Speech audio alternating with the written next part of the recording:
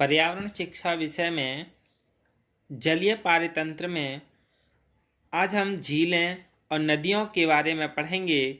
इससे पहले हमने महासागर, चश्मे और एस्चुअरीज के बारे में पढ़ा था। झीलें यानी लेक्स। झीलें विश्व के लगभग सभी भागों में हैं। कुछ बड़े जल भंडार जिन्हें समुद्र की श्रेणी में शामिल कर लिया गया वे भी झीलें ही हैं, क्योंकि वे सभी चारों तरफ से भूभाग से घिरी होती हैं। काला सागर यानी जिसे ब्लैक सी बोलते हैं, गोलिलू सागर द सी ऑफ गोलिलू और कैप्सियन सागर इस प्रकार के सागर हैं जिन्हें झील भी कहते हैं। कुछ झीलें पृथ्वी की सतह से काफ़ी ऊंचाई पर भी हैं और कुछ समुद्र की सतह से नीचे भी हैं। जैसे उत्तरी अमेरिका की टाइटिकाका झील समुद्री सतह से 3812 मीटर ऊंचाई पर है। दूसरा यानी काला सागर जिसे डेड सी बोलते हैं, इज़राइल और जॉर्डन के मध्य है। समुद्री सतह से 395 मीटर नीचे स्थित है। तीसरा ऑस्ट्रेलिया की आयर झील यानी लेक आयर समुद्री सतह से 16 मीटर नीचे है। कुछ विश्व की बड़ी झीलें जो इसी प्रकार से यानी ऊंचाई पर हैं और कुछ नीचे भी हैं। झीलों का निर्माण यानी फॉर्मेशन ऑफ लेक। झीलों का निर्माण कैसे होता है जान लेते हैं। अधिकांश झीलें उन्हीं स्थानों पर हैं जहां कभी ग्लेशियर्स हुआ करते थे। जब कभी ग्लेशियर्स का स्खलन होता है तब अपने रास्ते में वे बड़ी बड़ी घाटियां छोड़ देते हैं और ग्लेशियर्स के साथ अनेक सामग्री इन बड़ी और गहरी घाटियों के सिरों पर जमा होकर उस भाग को गहरा खाली स्थान बना देते हैं। निरंतर बहती नदियां और पहाड़ों के झरने कालांतर में इन गहरे भागों को भरकर उन्हें झीलों में परिवर्तित कर देते हैं। जहां पानी का आना नदियों अथवा झरनों से संभव नहीं है, वहां भूगर्भीय जलों से इन झीलों में पानी आ जाता है। यही कारण है कि विश्व के उत्तरी भाग, उत्तरी अमेरिका, यूरोप और एशिया में दक्षिण भाग की अपेक्षा अधिक झीलें हैं। फिनलैंड में तो झीलों की संख्या इतनी अधिक है कि इसे झीलों का देश भी कहा जाता है, यानी फिनलैंड को झीलों का देश भी कहा जाता है। अब हम झीलों की उपयोगिता के बारे में जान लें, यानी यूटिलिटी ऑफ लेक्स, यानी झीलों की क्या उपयोगिता है। ये आसपास के वातावरण की जलवायु में परिवर्तन ला देती हैं, यानी जो झीलें हैं वो आसपास के वातावरण में परिवर्तन ला देती हैं। They bring change in climate of nearby atmosphere. और क्या करती हैं, सिंचाई में भी उपयोगी होती हैं, यानी झीलें फल, सब्जी और अनाज के उत्पादन में वृद्धि करती हैं। Helpful in irrigation, lakes increase the production in fruits, vegetable and food carriers. झीलें पीने के जल के अच्छे स्रोत हैं। They are good source of drinking water. मनोरंजन के स्थानों में, पर्यटन क्षेत्र में ये अच्छी सहायक बनती हैं, यानी झीलें मनोरंजन के स्थानों पर भी पर्यटन का काम करती, पर्यटन क्षेत्र में। They cooperate well in tourism at recreational centres. आवागमन के अच्छे साधनों से व्यापार में वृद्धि होती है।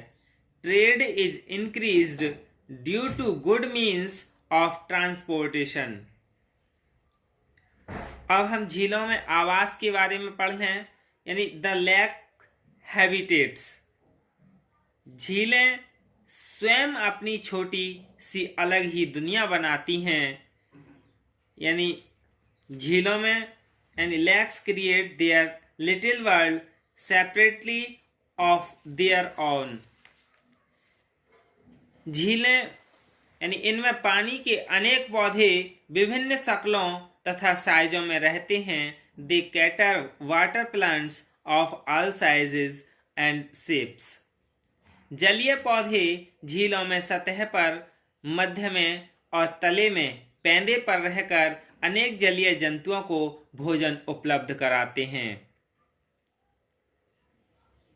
Water plants provides food to water creatures who make their habitats and upper level mid between and at the bottom in the lakes. बतख, कलहंस, हंस, फ्लेमिंगोस, सारस, बगुला, मुर्गावी ये सभी विशेष प्रकार के झीलों के जानवर हैं। ये पौधों से भोजन, झीलों से पीने का जल और सूर्य प्रकाश से ताप ग्रहण करते हैं। Ducks, geese, swans, flamingos, cranes, egrets, waterfowls are specially lake animals. They take food from plants, water for drinking from lakes itself and heat from sunlight. जमीनी जानवर भी पीने के जल के लिए झीलों का उपयोग करते हैं तथा मछली, वनस्पति तथा पक्षी उनके भोजन का आधार बनता है। Land animal use lake water for drinking and fish, plants and birds for food. ये क्या थी? झीलें थी। झीलों में आवास के बारे में पढ़ लिया। अब हम नदियों के बारे में जान लें कि नदियाँ कैसे बनती हैं और नदियों के क्या उपयोग हैं, यानी रिवर्स। पहाड़ों की ऊंची चोटियों के मध्य में जमी बर्फ के पिघलने से नदियां जन्म लेती हैं। यानी नदियां कैसे बनती हैं? जो बर्फ होती है जमी हुई, उसके पिघलने से नदियां बनती हैं और ऊंचाई से नीचे की ओर मोटी धारा के रूप में बहकर ये किसी बड़े जल भंडार में समर्पित हो जाती हैं। चलने अथवा बहने के क्रम की कोई निश्चित दिशा नहीं होती, इसी कारण इनका क्षेत्र बदलता भी रहता है।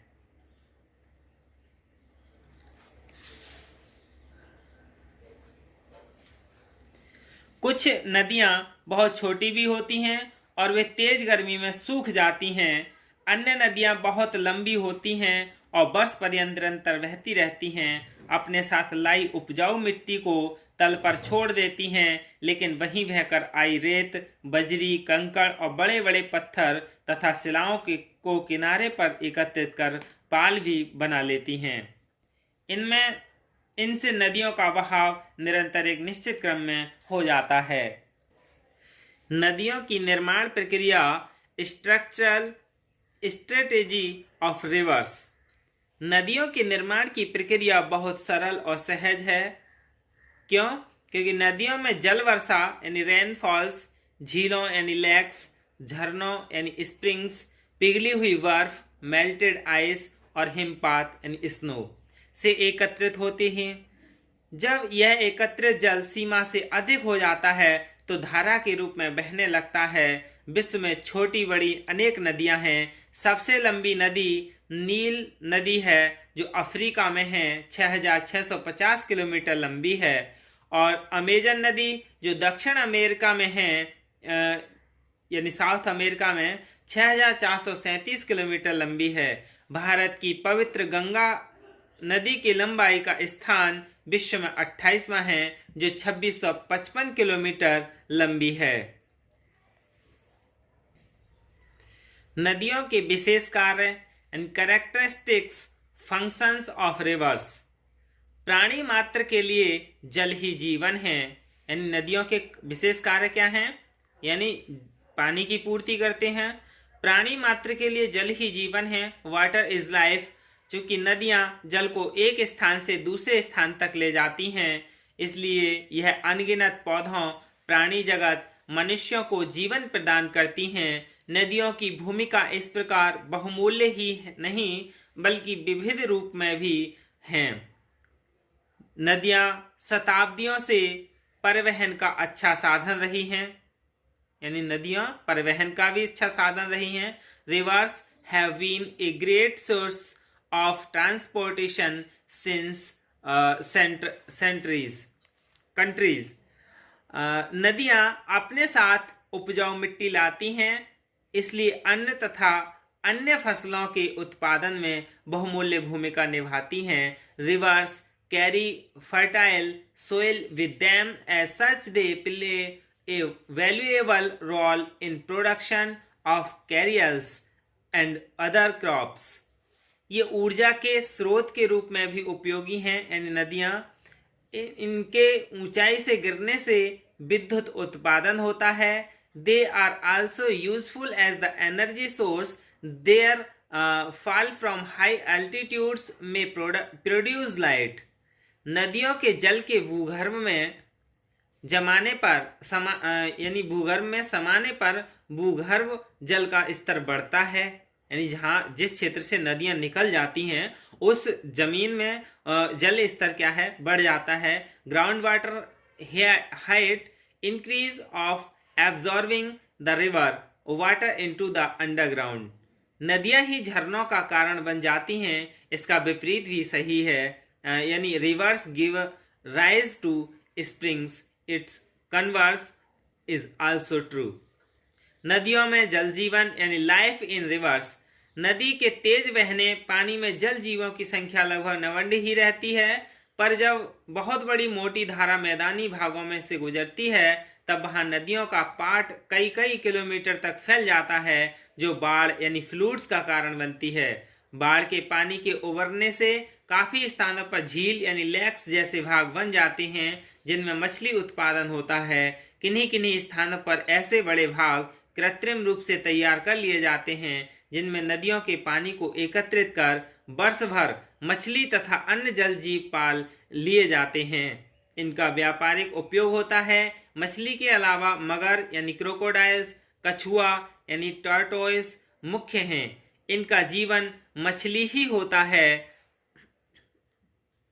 पानी नदी के जल से तथा ताप यानी गर्मी सूर्य प्रकाश से ग्रहण करते हैं। यही क्या है, नदियों में जल जीवन है। तो आज हमने जलीय पारितंत्र में झीलें और नदियों के बारे में पढ़ा। अब हम जलीय पारितंत्र में तालाब के बारे में पढ़ेंगे। धन्यवाद।